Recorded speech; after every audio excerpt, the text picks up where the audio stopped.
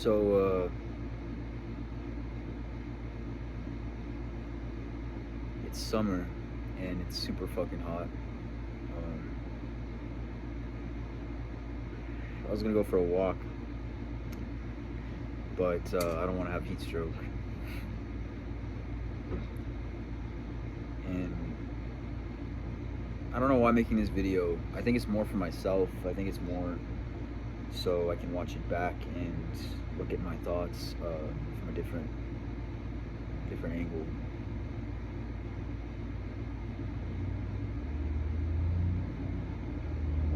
I've been I've been an actor in Albuquerque since January 2024, and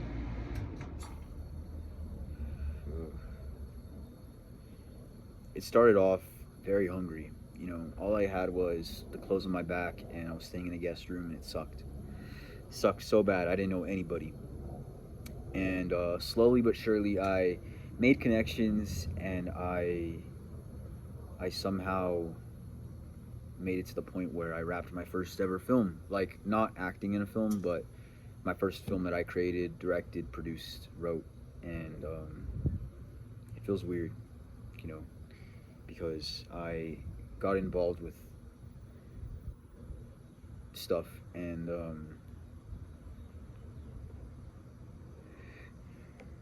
I realized that this is a very lonely industry, very lonely, on an industry built on connection and stuff like that. And since I've been here, I feel like I've accomplished a lot for the amount of time I've been here.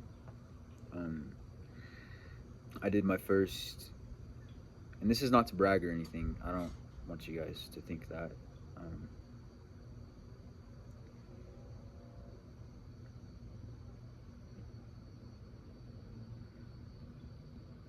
but I did my first lead role back in February,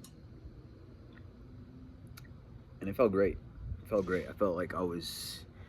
It felt like I was on top of the world. I was so happy. I fucking love putting life into a character. You know, making that character come alive.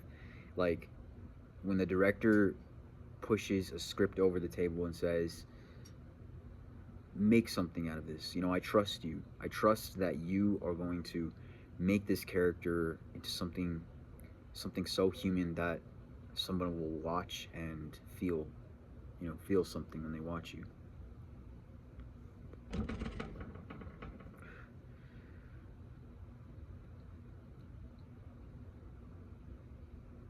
And I did just that. That was with First Date, the film. And for 7 months before, I remember this is the film that I just wrapped, my own film. I was also acting and directing, so I didn't give the performance that I should have, that the character deserved. And my producer told me, yo, don't be so hard on yourself. And he was right. I was doing a lot. So when you look at your life, you look at and you realize that you're so hard on yourself for no reason. So hard. You're juggling so much, and anyone else, you would tell them, hey, relax, lay on the couch, you know, let me put a blanket over you, let me put a movie on. But with yourself, you're like, hell no, get the fuck up, get back up, just go, keep going, keep doing. You're nothing, you know. You keep telling yourself that, and it drives you insane. It does. It drives you fucking insane.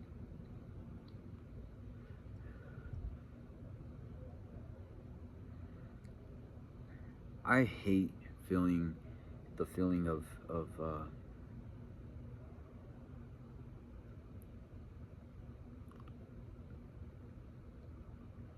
depression isn't something to be romanticized. It isn't something to be fetishized. It's fucking brutal. It can make it can make anything, you know. Because sadness is a feeling. Depression is something a lot more sinister. It can turn. It's an illness. It's an illness. It can make you end your life. And you know, I, for one, I've dealt with my fair share of suicidal thoughts. Back whenever I was, you know, wrapping up 7 months before, some shit went down and it just drove me insane. Drove me insane. And I realized that the easiest way out to end this feeling, even if you don't want to die, is to end your life. Go get the Glock.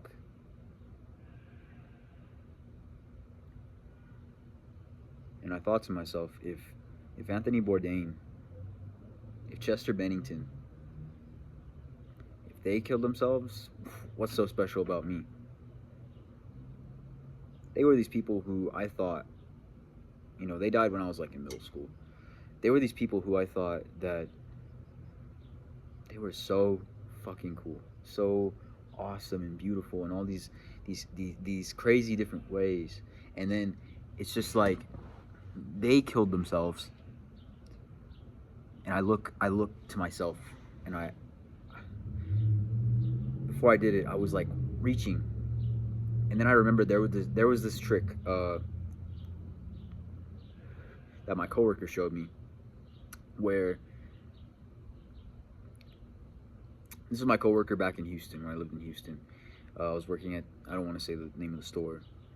Anyway, you get your wrist and you put it to your heart.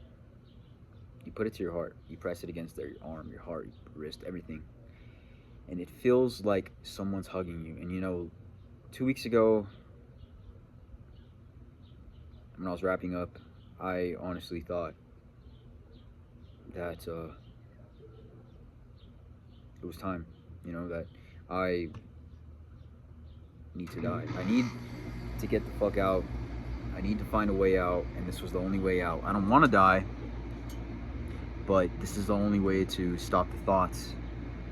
And I just kept thinking of all my failure. And when shit like this happens, everything that has ever happened to me flashes all at once, and it's fucked up. It's so fucked up. It's so fucked up. And all I could say to myself is I need to keep fucking going. Like, to keep fucking going. That's all I had. It's all I had. And I'm not gonna sugarcoat it. It gets so fucking hard. And I don't know what the answer is. When you're little, you realize that.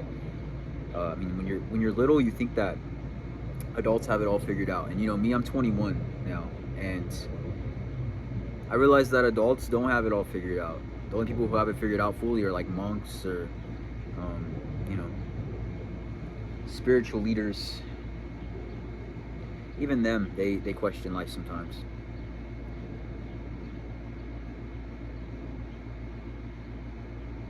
So I always question myself, like, what is the meaning of life? What is? Sometimes I think it's finding a new movie that you like, or falling in love, finding a new song you like, trying a new meal, the mundane. And with heartbreak, it feels horrible.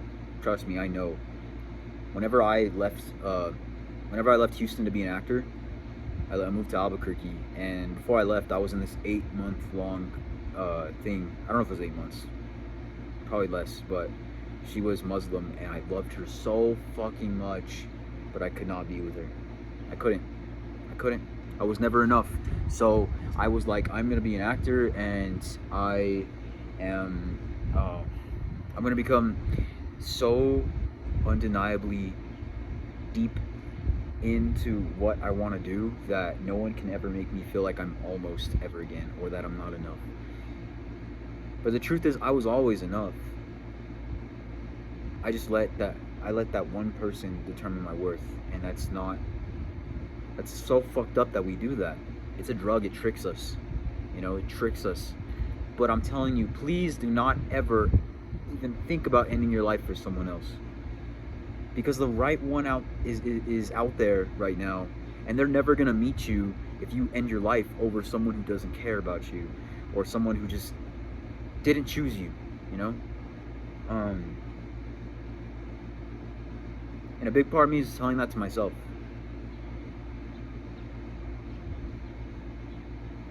Face those things that you're pushing deep down, or else they'll come out in random moments, you know? Like I said, I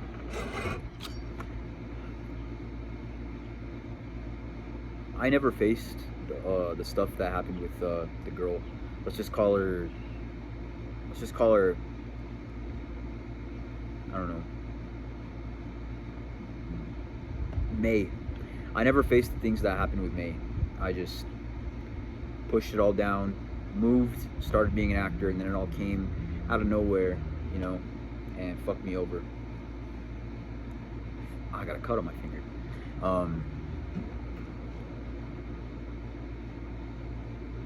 Please, just keep fucking going. If I have one thing to say in this video, keep fucking going. Because there are going to be songs that are going to be released, movies that are going to be released, people you haven't met yet. If you die, so much, you're going to miss so much shit. Imagine what the future has. Yeah, I mean, we just bombed Iran, and World War III might happen, but think about all the songs that are gonna, you know, come out. Movies, food you haven't tasted, people you haven't met, best case scenarios. Think about those. It's just your mind is trying to trick you. Depression tricks you into falling into a thing. I call it the void. That's what I call it. I call it the void because it tells you that suicide's the best option, but it's not. So please, if you're taking anything from this video, is that you should just keep fucking going. Keep fucking going. Please. Please, because you never know what the hell is gonna happen. You know, yesterday a director called me and asked if I wanted to be in his film. That was a surprise. I felt so happy. You never know what's gonna happen. You know, I can go to Dollar Tree tomorrow and meet some chick, and